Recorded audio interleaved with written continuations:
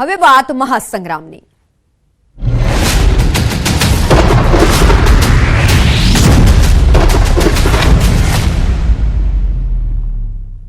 તો મુખ્યમંત્રીએ ચૂંટણીને લઈને પ્રચાર પ્રસાર શરૂ કર્યો છે, ત્યારે અમદાવાદના નિકોલમાં સભાનું આયોજન કરાયું। સભામાં સીએમ ઉપરાંત સાંસદ દેવસિંહ ચૌહાણ પણ ઉપસ્થિત રહ્યા। કાર્યક્રમમાં મોટી સંખ્યામાં ભાજપના કાર્યકર્તાઓ અને સ્થાનિકો હાજર રહ્યા હતા। સીએમએ પોતાના સંબોધનમાં જણાવ્યું કે સૌથી પહેલી સીટ આપણે નરેન્દ્રભાઈને ત્યાં મોકલી દીધી છે। ચૂંટણી શરૂ થતા પહેલા જ ભાજપે ખાતું ખોલી એક સીટ દિલ્હી મોકલી છે। હાલમાં આખા દેશનું માહોલ ક્લેરિટી સાથે મતદાન આપવા બન્યો છે, ત્યારે 400 પાર સીટ જીતી પીએમ મોદીને ત્રીજી વખત વડાપ્રધાન બનાવવા ભૂપેન્દ્ર પટેલે હાકલ કરી। આખા દેશની પહેલી જીત એક સીટ આપણે માન્ય નરેન્દ્રભાઈને ત્યાં મોકલી દીધી છે। દિલ્હી સૌથી પહેલી સીટ આપણી ગુજરાતની પહોંચી। આપ સૌ એના સહભાગી છો કે આજે ચૂંટણી શરૂ થતા પહેલા જ ભારતીય જનતા પાર્ટીએ ખાતું ખોલી અને એક સીટ દિલ્હી મોકલી છે। તો મહેસાણાના કડીમાં નીતિન પટેલનું નિવેદન સામે આવ્યું છે। કામ કરે તેનું નામ કાર્યાલય કહેવાય, પાટિયું લટકાવી દેવાથી કાર્યાલય ન કહેવાય। 20 વર્ષ મંત્રી રહ્યો પરંતુ ગાંધીનગર બંગલે નથી રોકાયો। સરકારમાં હતો કે ધારાસભ્ય હતો, કડી જ રહેતો। મારી ઘરવાળીએ 1 લાખ કપ ચા બધાને પીવડાવી હશે।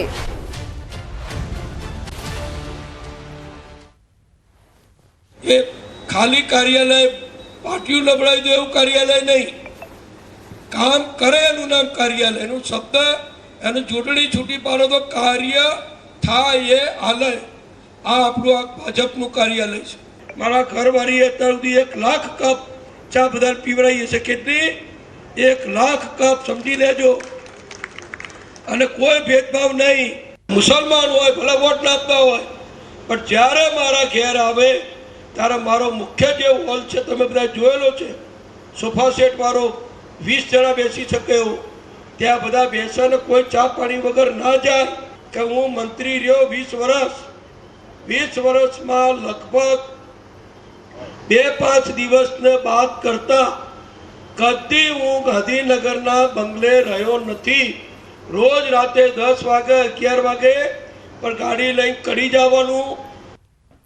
પંચમહાલમાં પ્રચાર માટે ભાજપે શરૂ કર્યું કાર્યાલય। ધારાસભ્ય સી.કે. રાહુલજીને કાર્યકરોને સલાહ, મતદારોના સંપર્કની કામગીરી પર ભાર મૂકવો, 5 લાખની લીડ માટે કામે લાગવા માટે સલાહ આપી। દરરોજ 10-10 મતદારોનો સંપર્ક કરવા માટે સલાહ આપી।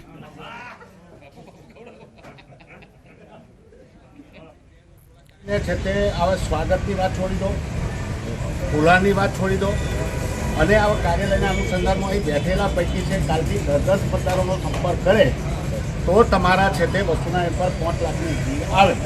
એટલે હવે રહ્યા છે, બાકી આજે થઈ તારીખ 23, તો 7 અને 7 14 દાડા રહ્યા, તો 10-10 માણસોનો દરરોજ મતદારોનો કોન્ટેક્ટ કરો। લોકસભા ચૂંટણી પ્રચારમાં દિગ્ગજ નેતાઓ ઉતરશે। કોંગ્રેસ નેતા પ્રિયંકા વાડ્રા ગાંધી આવશે ગુજરાત। વલસાડ કોંગ્રેસ બેઠકના ઉમેદવાર અનંત પટેલ માટે કરશે પ્રચાર। આગામી 27 એપ્રિલના રોજ ધરમપુરના દરબાર ગઢ ખાતે જનસભા કરશે। ઓનલાઈન પર સંવાદદાતા પ્રણવ જોડાઈ ચૂક્યા છે। પ્રણવ, પ્રિયંકા ગાંધી ગુજરાત આવી રહ્યા છે, વધુ વિગત? ચોક્કસ જે રીતે લોકસભા ચૂંટણીનું કાઉન્ટડાઉન થઈ ગયું છે અને સાથે જ જે પ્રચાર છે તે જ થઈ રહ્યો છે, ત્યારે કોંગ્રેસ પાર્ટીના વરિષ્ઠ નેતા અને દિગ્ગજ નેતા જેમાંનો સ્ટાર પ્રચારક છે પ્રિયંકા ગાંધી તે ગુજરાત આવી રહ્યા છે। 27મી તારીખે ધરમપુર ખાતે તેઓ વલસાડના જે કોંગ્રેસના ઉમેદવાર છે અનંત પટેલ તેઓના માટે પ્રચાર કરશે, ત્યાં જનસભા સંબોધન કરશે। સાથે જ સાઉથના પણ અનેક એવા મંદિરો છે, તે મંદિરોમાં પણ તેઓ ચોક્કસપણે દર્શન કરવાના છે। બિલકુલ પ્રણવ, આભાર માહિતી બદલ। ગુજરાતમાં ચૂંટણીને આડે હવે થોડાક જ દિવસો બાકી છે, તો ભાજપ દ્વારા પ્રચાર પૂરજોશમાં ચાલી રહ્યો છે। ત્યારે કચ્છ લોકસભા બેઠકના ઉમેદવાર વિનોદ ચાવડાએ મોરબી વિધાનસભા કાર્યાલયનું ઉદ્ઘાટન કર્યું હતું। કાર્યાલયના ઉદ્ઘાટન કાર્યક્રમમાં સાંસદ મોહન કુંડારિયા, કેસરી દેવસિંહ ઝાલા, ધારાસભ્ય કાંતિ અમૃતિયા સહિતના ભાજપ આગેવાનો ઉપસ્થિત રહ્યા હતા। વિનોદ ચાવડાએ 10 વર્ષના સંસ્મરણો વાગોળી જંગી લીડથી જીત મેળવવાનો આશાવાદ વ્યક્ત કર્યો હતો।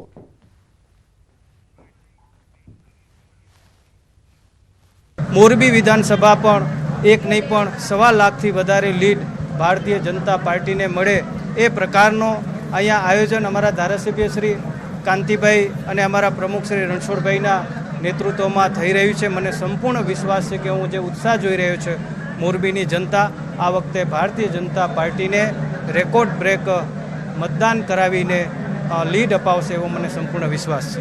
કે આખા ભારતના 1.5 લાખ ગામડાની અંદર વિકસિત ભારત યાત્રાની રથયાત્રા નીકળી.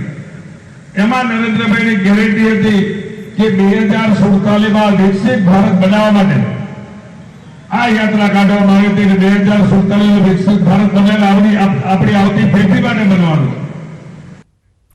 તો જૂનાગઢમાં રાહુલ ગાંધી પર ટિપ્પણીનો મામલો ભૂપત ભાયાણીએ વ્યક્ત કરી છે દિલગીરી. આક્ષેપ પ્રતિ આક્ષેપ ચૂંટણીનો ભાગ. કોંગ્રેસે એમના મુદ્દા સાથે જનતા પાસે જવું જોઈએ. એક નરેન્દ્રભાઈની વ્યક્તિ તરીકેની અને રાહુલ ગાંધીના વ્યક્તિ તરીકેની સરખામણીની વાત હતી. દેશનું સુકાન નરેન્દ્રભાઈ જેવા સક્ષમ અને આપણા ગૌરવ કહી શકાય, ગુજરાતનું દેશનું ગૌરવ કહી શકાય, એમને દેશનું સુકાન સોંપવાની વાત હતી. બીજો મેં કશો વાણી વિલાસ કરેલો જ નથી. છતાં પણ કોઈને મારા બોલવાથી કાંઈ પણ નારાજગી થઈ હોય તો હું દિલગીરી વ્યક્ત કરું છું. ભૂપત ભાયાણી સામે ચૂંટણી પંચમાં ફરિયાદ નોંધાઈ છે. રાહુલ ગાંધી પર ટિપ્પણી મામલે ફરિયાદ. જૂનાગઢ જિલ્લા કોંગ્રેસ સમિતિએ ફરિયાદ કરી છે. ભાયાણી સામે ફોજદારી ગુનો દાખલ કરવાની માંગ કરાઈ. ચૂંટણી પ્રચાર અને ચૂંટણી પ્રક્રિયા સુધી વિસ્તારમાં પ્રવેશબંધીની માંગ. જ્યારે મુખ્ય ચૂંટણી અધિકારી જૂનાગઢ જિલ્લા ચૂંટણી અધિકારીને પત્ર લખાયો.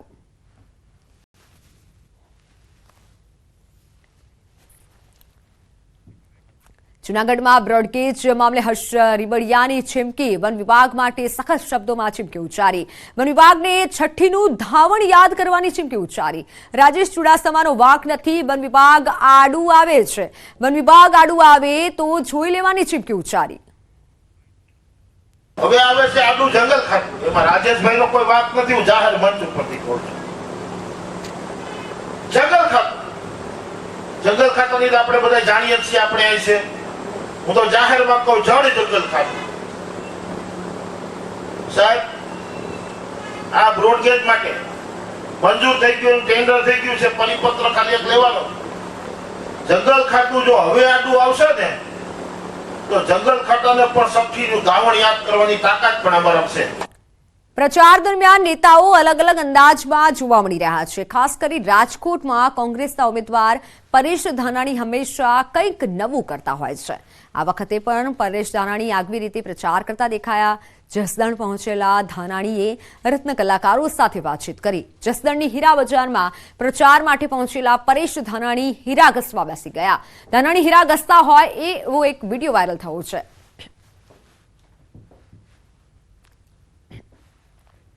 ગુજરાતના આશરે 5 કરોડ લોકો આગામી ચૂંટણીમાં મતાધિકારનો ઉપયોગ કરશે.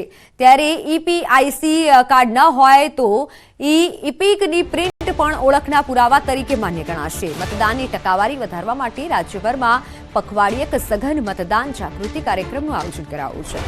લોકસભાની સામાન્ય ચૂંટણી તેમજ વિધાનસભાની પેટા ચૂંટણી માટે પાત્ર એવા તમામ નાગરિકો પોતાનું નામ મતદાન યાદીમાં નોંધાવી લે તે માટે સઘન મતદાન જાગૃતિ કાર્યક્રમો યોજવામાં આવ્યા હતા. જેના ભાગરૂપે જાન્યુઆરી 2024માં પ્રસિદ્ધ થયેલી મતદાર યાદીની સાપેક્ષે કુલ 3 લાખ કરતાં વધુ મતદારો નોંધાયા છે. તો અંતિમ મતદાર યાદીમાં વિદેશમાં વસતા 900 મતદારો નોંધાયા છે. 22 એપ્રિલના રોજ પ્રસિદ્ધ થયેલી હરીફ ઉમેદવારોની યાદી પ્રમાણે લોકસભાની ચૂંટણી માટે કુલ 266 ઉમેદવારો તેમજ વિધાનસભા પેટા ચૂંટણી માટે કુલ 24 ઉમેદવારો વચ્ચે ચૂંટણી જંગ જામશે. ભાજપનો વિરોધ કરવા ક્ષત્રિયોની રણનીતિ. આંદોલન પાર્ટ 2માં હવે ધર્મરથનો સહારો. આજથી ધર્મરથ નીકળશે. રાજપૂત સમાજ 13 થી 14 જિલ્લાઓમાં આ રથ કાઢશે. ભાવનગરમાં ખોડિયાર મંદિરથી કાઢશે ધર્મરથ યાત્રા. કચ્છના આશાપુરા માતાના મઢથી યાત્રા કાઢશે. તો બનાસકાંઠામાં અંબાજીથી ધર્મરથ યાત્રા કાઢવાનું આયોજન કરાયું છે. વિવિધ જિલ્લાઓમાં 6 થી 7 દિવસ સુધી આ રથયાત્રા ફરશે. વધુને વધુ ક્ષત્રિય સમાજ જોડાય તેવા પ્રયાસો સમાજ દ્વારા કરવામાં આવી રહ્યા છે. એની આ બાબતને ધ્યાને લઈ અમે ધર્મરથ અમારા દરેક માતાજીના નામથી ભાવનગરની અંદર ખોડિયારથી નીકળશે, એવી જ રીતે ચોટીલા ચામુંડમાંથી નીકળશે, ધામા જે છે ત્યાંથી નીકળશે, એવી જ રીતે આશાપુરા ધામથી નીકળશે, રાજકોટ પણ આશાપુરા ધામથી નીકળશે, એવી જ રીતે અંબાજીથી પણ નીકળશે. અલગ અલગ આ તમામ જે જગ્યાઓથી રથ નીકળવાના છે. દરેક આ જાગૃતિ અભિયાન રૂપી આ કાર્યક્રમ છે, એની અંદર લોકો જોડાય. અમે તો ક્ષત્રિય તો છીએ જ આની અંદર, પણ લોકો જોડાય, જાગૃત બને અને ખરેખર એમની સત્ય વાત છે, એમનું દુઃખ છે એ જાહેર કરે. તો હાલ સમાચારોમાં સમય થયો છે વિરામનો. નજર કરીએ ટોપ 3 હેડલાઇન્સ પર. હવે ગરમી બતાવશે પોતાનો મિજાજ. 2 થી 3 ડિગ્રી તાપમાન વધવાના આંધાણની હવામાન વિભાગની આગાહી. ડીસાની પેપર મિલમાં દુર્ઘટના. કૂવામાં કામ કરતા 5 શ્રમિકોનો શ્વાસ રૂંધાયો. 3 શ્રમિકોના સારવાર દરમિયાન મોત. પોરબંદરમાં જમીનમાંથી મળેલા કંકાલનો ખુલ્યો ભેદ. વર્ષો પહેલા કરેલી હત્યાનો ભેદ ઉકેલાયો. આડા સંબંધોમાં કરાઈ હતી હત્યા.